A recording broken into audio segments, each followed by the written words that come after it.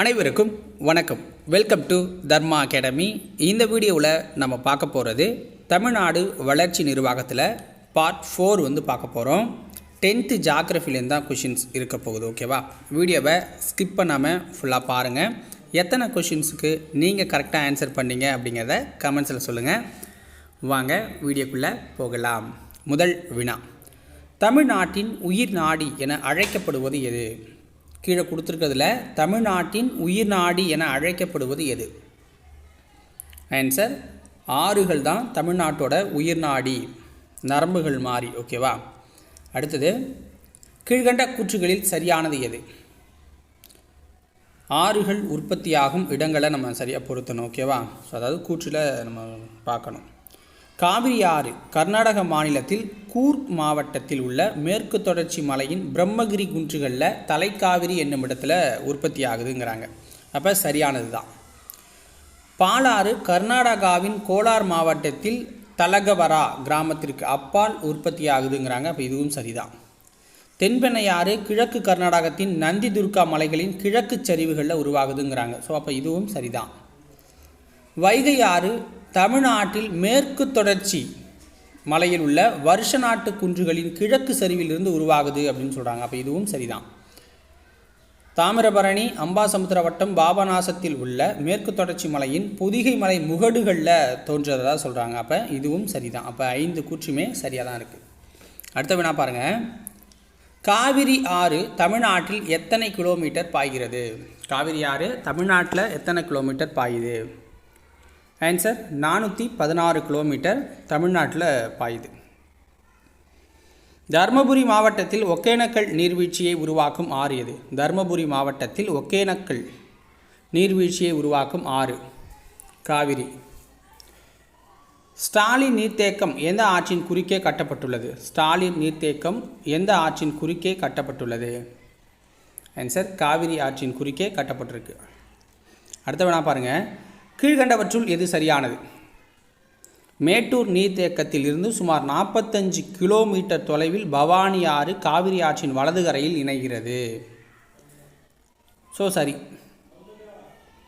கரூரிலிருந்து 10 kilometre தொலைவில் உள்ள திருமுக்கூடல் என்னும் இடத்தில் வலது கரையில் மேலும் 2 துணை ஆறுகள் அமராவதி மற்றும் நூரீர் அப்படிங்கிற ஒரு ஆறு இணையுது.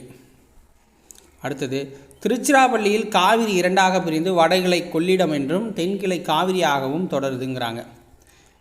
ஸ்ரீரங்கம் தீவு மற்றும் தென்னிந்தியாவின் தோட்டம் எனப்படும் வலை பின்னல்களை உருவாக்குது 2ஆக பிரியறதால அப்படிங்கிறாங்க. ஸோ அப்போ அனைத்தும் சரிதான்.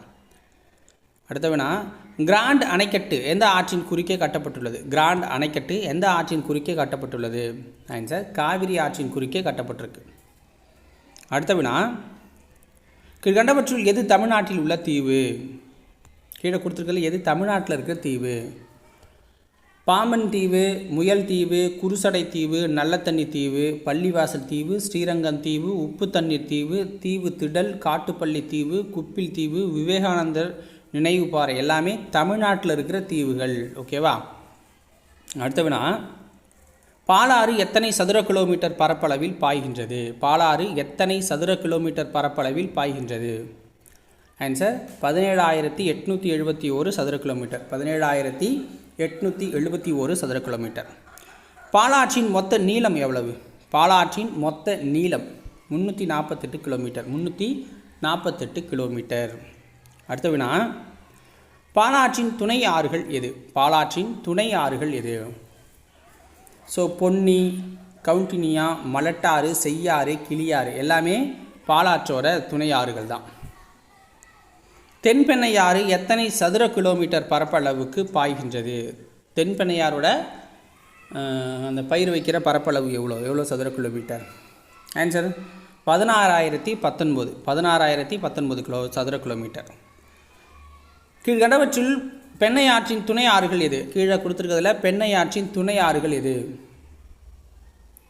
சின்னாறு, மார்க்கண்ட நதி, வாணியாறு, பாம்பனாறு எல்லாமே பெண்ணை ஆற்றோட துணை ஆறுகள் தான். அடுத்த வினா, கிருஷ்ணகிரி மற்றும் சாத்தனூர் நீர்த்தேக்கங்கள் எந்த ஆற்றின் குறுக்கே கட்டப்பட்டுள்ளது? கிருஷ்ணகிரி மற்றும் சாத்தனூர் நீர்த்தேக்கங்கள் எந்த ஆற்றின் குறுக்கே கட்டப்பட்டுள்ளது? தென்பெண்ணை ஆற்றின் குறுக்கே கட்டப்பட்டிருக்கு. தென்பெண்ணை ஆற்றின் குறுக்கே கட்டப்பட்டிருக்கு. அடுத்த வினா, வைகை ஆற்றின் மொத்த நீளம் எவ்வளவு? வைகை ஆற்றின் மொத்த நீளம் 258 கிலோமீட்டர். 258 கிலோமீட்டர். அடுத்த வேணா பாருங்கள், தாமிரபரணி ஆற்றின் துணை ஆறுகள் எவை? தாமிரபரணி ஆற்றின் துணை ஆறுகள் அப்படின்னா காரையாறு, சேர்வலாறு, மணிமுத்தாறு, கடனாநதி, பச்சையாறு, சிற்றாறு, ராமநதி எல்லாமே தாமிரபரணி ஆற்றோட துணை ஆறுகள். திருமூர்த்தி நீர்வீழ்ச்சி எந்த மாவட்டத்தில் அமைந்துள்ளது? திருமூர்த்தி நீர்வீழ்ச்சி எந்த மாவட்டத்தில் அமைஞ்சிருக்கு? திருப்பூரில் அமைஞ்சிருக்கு. திருப்பூரில் அமைஞ்சிருக்கு. அடுத்தது மேலும் சில நீர்வீழ்ச்சிகளை பார்க்க போகிறோம். தருமபுரியில் ஒகேனக்கல் நீர்வீழ்ச்சி இருக்குது. திருநெல்வேலியில் கல்யாண தீர்த்தம் மற்றும் குற்றால நீர்வீழ்ச்சி இருக்குது. தேனி மாவட்டத்தில் கும்பகரை மற்றும் சுருளி நீர்வீழ்ச்சி இருக்குது. நாமக்கல்லில் ஆகாய கங்கை அப்படிங்கிற ஒரு நீர்வீழ்ச்சி இருக்குது. நீலகிரியில் கேத்ரின் பைக்காரா அப்படிங்கிற நீர்வீழ்ச்சி இருக்குது. சேலத்தில் கிள்ளியூர் நீர்வீழ்ச்சி இருக்குது. விருதுநகரில் ஐயனார் அப்படிங்கிற ஒரு நீர்வீழ்ச்சியும், கோயம்புத்தூரில் வைதேகி, செங்குபதி, சிறுவாணி மற்றும் கோவை குற்றாலம் அப்படிங்கிற நீர்வீழ்ச்சிகள் இருக்குது. மதுரையில் குற்றாலம்பட்டியில் ஒரு நீர்வீழ்ச்சி இருக்குது. கன்னியாகுமரியில் திருப்பரப்பு, காளிகேசம், உலக்கை மற்றும் வட்டப்பாறை, ஸோ இங்கிட்டெல்லாம் ஒரு நீர்வீழ்ச்சி இருக்குது. அடுத்து பாருங்கள், கீழ்கண்ட கூற்றுகளில் சரியானது எது? கடகரேகை இந்தியாவை 2 சம பாகங்களாக பிரிக்குது. தமிழ்நாடு கடகரேகைக்கு தெற்கேயும் பூமத்திய ரேகைக்கு அருகாமையிலும் அமைஞ்சிருக்குங்கிறாங்க. அப்போ எல்லாம் சரிதான்.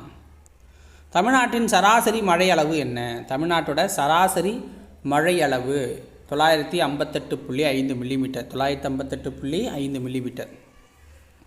தமிழ்நாட்டில் குளிர்காலம் என்பது எந்த மாதத்தில் நிகழும்? தமிழ்நாட்டில் குளிர்காலம் என்பது எந்த மாதத்தில் நிகழும்? ஜனவரி டு பிப்ரவரி. ஜனவரி டு பிப்ரவரி. அடுத்தவனா, தமிழ்நாட்டிற்கு அதிக மழைப்பொழிவை தரும் பருவகாலம் எது? தமிழ்நாட்டிற்கு அதிக மழைப்பொழிவை தரும் பருவகாலம் எது? வடகிழக்கு பருவக்காற்று காலம். வடகிழக்கு பருவக்காற்று காலம். தமிழ்நாட்டில் அதிக மழை பெறும் பகுதி எது? தமிழ்நாட்டில் அதிக மழை பெறுகிற பகுதி எது? சின்ன கல்லார் அப்படிங்கிற ஒரு பகுதி. சின்ன கல்லார்.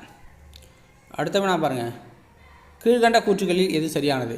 ஜனவரி மற்றும் பிப்ரவரி மாதங்களில் சூரியனின் செங்குத்து கதிர்கள் பூமத்திய ரேகைக்கு மகர ரேகைக்கு இடையே வருது. இதன் காரணமாக குளிர்காலம் ஏற்படுதுங்கிறாங்க. சூரியனின் வடக்கு நோக்கிய நகர்வு மார்ச், ஏப்ரல் மற்றும் மே மாதங்களில் நிகழ்வதால் சூரியனின் செங்குத்து கதிரானது தென்னிந்தியாவில் விழுது. ஆகையால் கோடை காலம் உண்டாகுது. ஓகேங்களா? ஸோ விழுது மகர ரேகைக்கு இடையே விழுறதால தான் குளிர்காலம் உருவாகுது. ஸோ அப்போ ரெண்டும் சரிதான். தமிழ்நாட்டில் குளிர்கால வெப்பநிலை என்பது என்ன? தமிழ்நாட்டில் குளிர்கால வெப்பநிலை அப்படிங்கிறது உங்களுக்கு 15 to 25 இருக்கும். 15லேருந்து 25 வரைக்கும் இருக்கும்.